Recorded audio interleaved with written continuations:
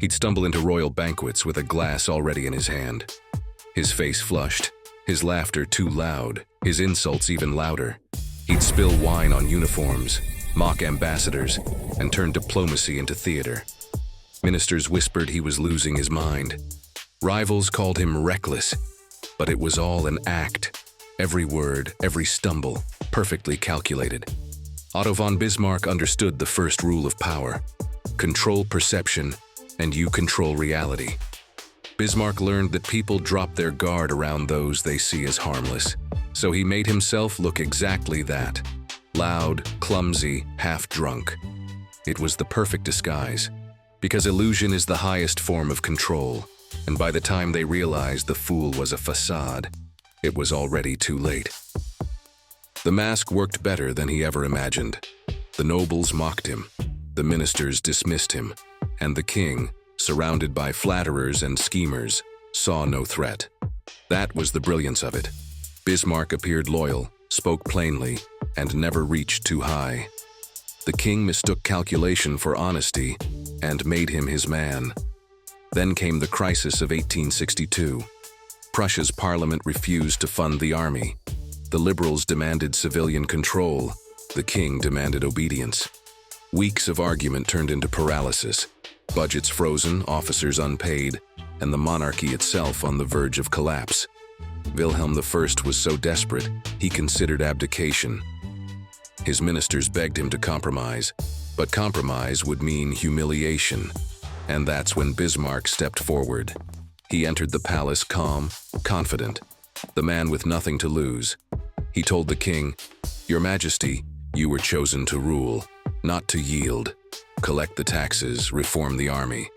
Let the lawyers argue later it was reckless, illegal, and exactly what the king longed to hear." Within days, Bismarck took control. He ordered taxes collected without Parliament's consent and rebuilt the army in silence. His rivals called it madness.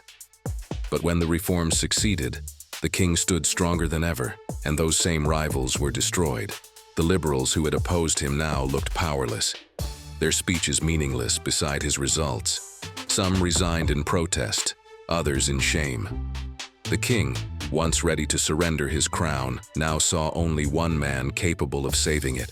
In a single stroke, Bismarck had saved the throne, crushed the opposition, and made himself indispensable. On September 23, 1862, he was named Minister-President of Prussia, the kingdom's new master in everything but name. But victory was only the beginning, because the same mask that fooled the court was about to deceive all of Europe. Power had been seized. Now it had to be proven. To unite the German states, Bismarck needed something stronger than speeches, a common enemy. In 1864, he allied with Austria to defeat Denmark, then turned the victory into bait. 2 years later, he provoked Austria into war and crushed them in 7 weeks. His generals wanted to march on Vienna.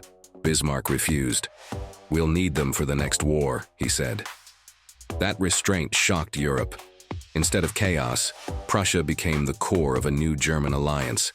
And while others celebrated peace, Bismarck was already looking west, toward France. By 1870, he had united nearly all of Germany, except the southern states still loyal to France. He knew one final war could bind them forever, but he couldn't start it. France had to look like the aggressor. Then opportunity arrived, disguised as diplomacy.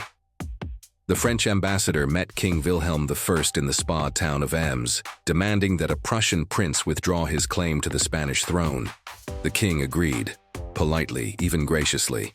He sent a telegram to Bismarck summarizing the meeting, but Bismarck saw what no one else did: the chance to control perception one last time.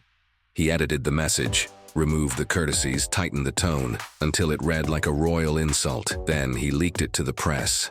Overnight, France erupted in fury. Paris demanded vengeance.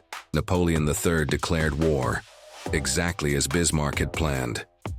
The German states, suddenly under attack, rallied together. Prussia's armies crushed France, captured Napoleon, and in 1871 proclaimed a new empire, the German Empire, inside the Palace of Versailles. One edited telegram had redrawn the map of Europe, and the man once mocked as a drunken fool now held more power than any king he had ever served.